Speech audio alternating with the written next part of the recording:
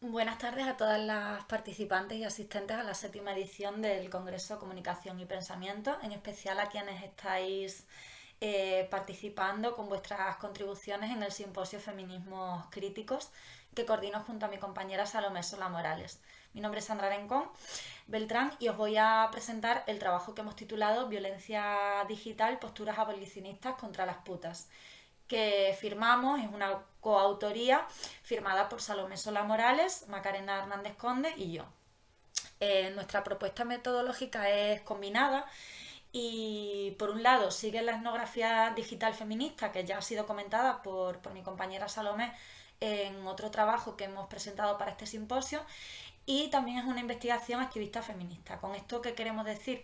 Pues que nuestra investigación está comprometida con las luchas de las más empobrecidas, explotadas, precarizadas y estigmatizadas socialmente. Decir esto no es colocarlas en una posición pasiva, no es colocar a esas personas y a esas mujeres que lideran y que conforman esas luchas en una posición de sujetos pasivos, sino todo lo contrario, reconocerlas como sujetos políticos activos que tienen capacidad de autoorganización, que tienen capacidad de agencia política y, por supuesto, enunciación propia. Con esta contribución pretendemos avivar el necesario debate que gira en torno a las violencias de género digitales y dar seguimiento a otra investigación que esperamos que pronto pueda ser publicada, en la que abordamos estrategias y acciones de violencia digital de género promovidas por grupos reaccionarios y ultraconservadores. Pensar la violencia de género nos debe remitir a la reflexión sobre las múltiples y diversas formas de lucha feminista, ya que han sido estas luchas las que han mostrado que efectivamente existe una estructura social, cultural, política y económica que se constituye sobre la dominación y la explotación de los cuerpos feminizados, de manera diferente a cómo han sido sometidos y explotados los cuerpos masculinizados. La violencia contra las mujeres se legitima de alguna manera debido a esta construcción social y se vuelve material física y reconocible en los feminicidios, en las violaciones, en las agresiones sexuales o en las formas de acoso. Mientras que otras formas de violencia de género, como la simbólica, la psicológica o la cibernética, pues sigue costando trabajo que sean reconocidas como tal, ¿no? Por lo menos en el imaginario social. Pensar la violencia de género digital también nos debería remitir a la reflexión sobre la apropiación tecnológica de los feminismos, ¿no? Que los feminismos llevan haciendo desde los años 90, pero con especial incidencia en los últimos 6-7 años, ¿no? Cuando los feminismos han ganado efectivamente notoriedad y visibilidad pública, trasladando su agenda de lucha contra las violencias a través de prácticas digitales y marchas multitudinarias, ¿no? Pues por ejemplo con las luchas por el aborto libre y seguro, contra los feminicidios o contra los abusos de poder de las instituciones en forma de agresiones sexuales de policía, pues desde Argentina, México, Chile, Perú, por dar solo algunos ejemplos, o las denuncias contra las formas de acoso y agresiones sexuales como el Me Too, el Cuéntalo, el Yo sí te creo o Mi primer asedio, ¿no? En Estados Unidos, España, Brasil o Argentina, que ya la he nombrado. También en el contexto del Estado español tenemos que mencionar la presencia y la fuerza de las huelgas feministas generales que se inician en 2018. Este breve dibujo contextual es el que nos permite acercarnos a la violencia digital de género, entendida como cualquier práctica o acción mediada por las tecnologías digitales, que atenta contra las mujeres y contra las disidencias sexuales o de género. Ahora bien, ¿cómo se materializan estas prácticas? ¿Cuáles son las estrategias violentas utilizadas? ¿Cómo podemos identificarlas? Bueno, en primer lugar voy a situar brevemente las múltiples formas que adoptan estas prácticas. En segundo lugar, también brevemente voy a mencionar algunos elementos que sitúan el mapa de los feminismos en el Estado español. Y finalmente señalaré algunos de los hallazgos que hemos detectado e identificado que refieren a acciones digitales y a estrategias de legitimación utilizadas por sectores que se autodefinen como abolicionistas de la prostitución y que se han llevado a cabo contra una ex prostituta y activista que tiene visibilidad pública, aunque nosotras la mantenemos en el anonimato. Eh, Identificamos que existen múltiples registros que materializan este tipo de acciones violentas, ¿no? Que podemos englobar en grandes rasgos en dos grandes grupos. Acciones que tienen como objetivo atacar las infraestructuras de comunicación feminista para bloquear el diálogo y la comunicación, que pueden ir, pues por ejemplo, desde el ataque a servidores, el bloqueo de webs, el bloqueo de dominio o incluso la denuncia de perfiles en redes sociales, que son formas, en realidad, de silenciar y de censurar la participación feminista o los contenidos o expresiones feministas en la red. En el segundo grupo tenemos acciones de hostigamiento contra colectivos, contra mujeres o disidencias. Y bueno, pues estas acciones pues van desde. Bueno, tienen diferentes grados de intensidad. Me voy a detener un poco más en este grupo. Por un lado, entendemos que las estrategias de desinformación deben ser conceptualizadas también desde la violencia de género digital. Desinformar, manipular, contaminar son dinámicas y estrategias desarrolladas con una intencionalidad propia de grupos antifeministas que pretenden bloquear la participación feminista en redes, ¿no? Sea de colectivos o sea de personas concretas. La desinformación se manifiesta de muchas formas. Noticias falsas, rumores, generación de bulos, memes, con vídeos manipulados, descontextualizando fotos antiguas, sacándolas de contexto, mediante hashtags o comentarios, que constituyen todos ellos un fenómeno más amplio, que es el de engañar y manipular con fines maliciosos. Pues por ejemplo, la manipulación de datos oficiales, que falsean las cifras de mujeres víctimas de violencia machista, o las denuncias falsas para, de alguna manera, darle menor magnitud a un conflicto que es social, la propagación de bulos sobre cuestiones legislativas o sobre personajes públicos. En un segundo bloque, dentro de este segundo bloque, tenemos un segundo bloque de estrategias que serían las estrategias de troleo, intimidación o la generación de discursos de odio. Serían acciones que van desde la violencia de menor intensidad, como el mansplaining, los comentarios condescendientes o que menosprecian a las mujeres, hasta estrategias de bloqueo o reorientación del debate utilizado por trolls o por participantes anónimos, ¿no? Que se dedican pues a acosar a personas, principalmente a mujeres públicas en redes sociales. El gender trolling estaría dentro de, esa sería una acción específica dentro de este grupo, orquestada contra mujeres y contra personas que pertenecen a colectivos LGBTIQ, con la finalidad de contrarrestar pues que ciertos postulados feministas desde estos feminismos estén en las redes. Y en el tercer grupo tenemos las estrategias de ciberacoso, ¿vale? Aquí tenemos un montón, hay muchas, yo me voy a remitir únicamente a algunas de ellas. En general son prácticas de abuso digital o de ciberbullying, entre las que se pueden incluir, pues, por ejemplo, el doxing, ¿no? Que es la revelación de información sensible o personal sobre alguien sin su consentimiento, para avergonzarla o para humillarla públicamente, ¿no? Hemos encontrado esta acción en el caso de estudio que analizamos. Luego tenemos otras como el engaño pederasta, ¿no? Que se conoce como el grooming. Tenemos también el sexting, que es pues la recepción o la transmisión de imágenes o de vídeos con contenido sexual. Por otro lado estaría el ciberacecho, el ciberstalking, ¿no? Que es como el espionaje o acusaciones falsas, acciones de suplantación de identidad, ataques verbales en línea, que se conoce como Fleming, ciberacoso por notificaciones, ¿no? Con suscripción, o sea, sería la suscripción a diferentes servicios y plataformas que envían notificaciones de forma fraudulenta. También englobamos dentro de las acciones de ciberacoso el phishing, que es el engaño conocido engaño por correo electrónico.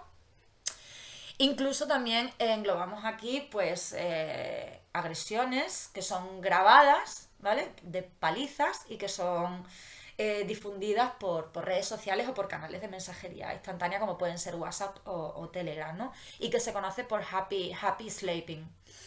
En definitiva, todo tipo de violencias que van desde el hostigamiento hacia los insultos, la reproducción de estereotipos y prejuicios de género, hasta amenazas de violación, agresión sexual e incluso de muerte, sea hacia mujeres o sea hacia disidencias, ¿no?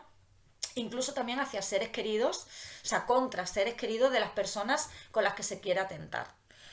Bien, brevemente el mapa de situación de los feminismos en el Estado español, pero muy brevemente, solo con algunos elementos, ¿vale? Desde que el feminismo comenzó desde que el movimiento feminista comenzó su andadura, pues se ha colocado, digamos, como un sujeto político, como, con un espacio de enunciación propia, ya desde el año 75, ¿no? Y desde entonces, pues han existido diferencias en cuanto a las formas de analizar y, por tanto, de organizar las luchas, pues cuál era, por ejemplo, cómo debía ser la militancia, ¿no? Si única o doble, cuál era el tipo de relación del movimiento con las instituciones, qué tipo de estrategias y tácticas se deberían de seguir, qué tipo de reivindicaciones. También ha estado presente en el diálogo la posibilidad de construir sujetos políticos colectivos e identidades de lucha que desplacen el marco universal del sujeto político mujer, ¿no? Consideramos que hay al menos dos características comunes del feminismo en nuestro territorio. Por un lado, el principio de autonomía de las luchas feministas con independencia del feminismo institucional, y por otro, la diversidad organizativa que siempre ha estado presente. Y dependiendo del contexto, pues los debates, algunos debates han tenido más fuerza que otros, ¿no? Han sido más visibles que otros. Por ejemplo, será en los años 80 cuando los colectivos de lesbianas traigan a las discusiones feministas diferentes experiencias sobre la sexualidad, que no estaban siendo visibilizadas dentro del propio movimiento. La sexualidad se pensaba en torno a las relaciones heterosexuales y fue el lesbianismo quien introdujo o quien cuestionó la naturalización hegemónica que dentro del propio feminismo, dentro del propio movimiento, ligaba sexualidad a heterosexualidad. Criticaron desde el modelo relacional masculino hasta la deriva esencialista de una supuesta sexualidad femenina singular que se caracterizaba por su dulzura, por su delicadeza, por los cuidados que toda mujer o toda feminista debería tener. Esta particularidad es importante porque en el Estado el lesbianismo no parte de una visión esencialista del cuerpo femenino, como sí lo hace en otros territorios, como por ejemplo Norteamérica, ¿no? Al mismo tiempo que se hablaba sobre libertad sexual, también se discutía y se organizaba la lucha en torno a las violencias machistas. Y aquí también hay diferencias. En el año 88 se celebran las jornadas contra la violencia machista en Santiago de Compostela y se produce uno de los debates que mayores consecuencias tuvo para la fragmentación de los feminismos, ¿no? En el debate se habló sobre sexualidad, se habló sobre fantasías sexuales, se discutió sobre violencia, se discutió sobre agresiones, se discutió sobre pornografía y se discutió sobre prostitución. Los desencuentros no giraban únicamente sobre los contenidos de las diferentes discusiones sobre estos temas, sino que también se cuestionaba la potestad de definir como feministas algunas de las reflexiones que allí se dieron, ¿no? Lo que se conoce vulgarmente como el reparto de carnet. En una visión así de dos grandes ideales, podríamos decir que por un lado hay un tipo de pensamiento, un tipo de reflexión, un tipo de feminismo que vincula la violencia con cualquier aspecto relacionado con la sexualidad masculina. Pornografía, fantasías, juguetes sexuales y prostitución. Este tipo de feminismo mantiene una postura crítica y contraria hacia lo que entiende que es una extensión de la cosificación y denigración de las mujeres, y como consecuencia de ello alimenta una postura proteccionista hacia las mujeres, es decir, las considera como víctimas, ¿vale? Este feminismo, repito, ideal, rechaza cualquier tipo de expresión de pornografía y se define como abolicionista de la prostitución.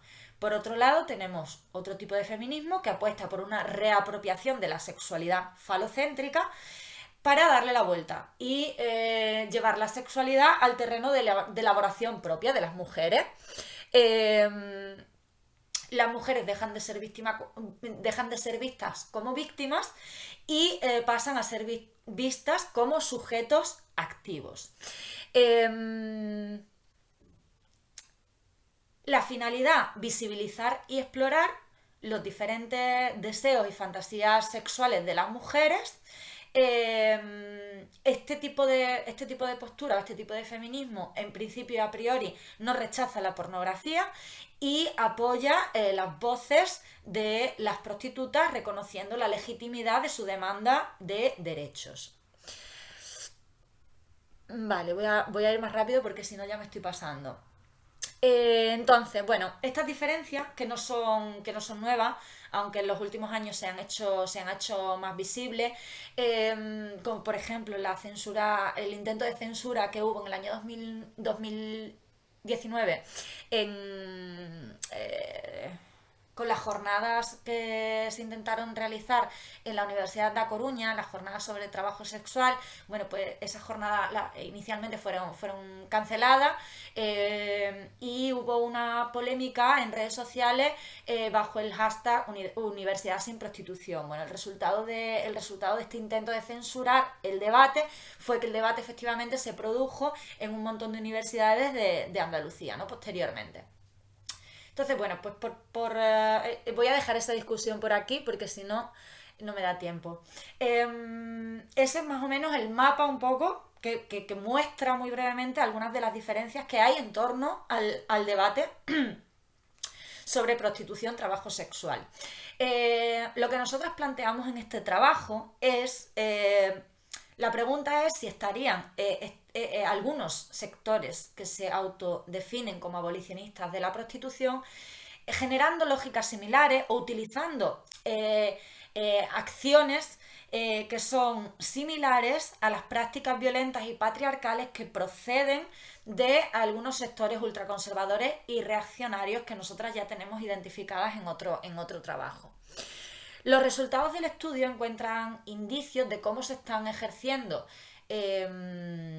acciones que responden a las conceptualizaciones y caracterizaciones de la violencia de género digital que existen hasta el momento y que hemos traído brevemente aquí.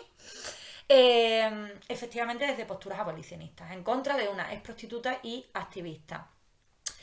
A la hora de abordar la representación de la diferencia social, Fairclough nos habla sobre cómo se puede rastrear a través de los discursos la gestión de la diferencia, según la dialogicidad que efectivamente tengan los discursos, ¿no? Cuando una cultura es dialogicalizada, se relativiza, se cuestionan sus privilegios y los significados unívocos pues también son cuestionados, ¿no? Los significados universales también son cuestionados y se da cabida a diversas voces.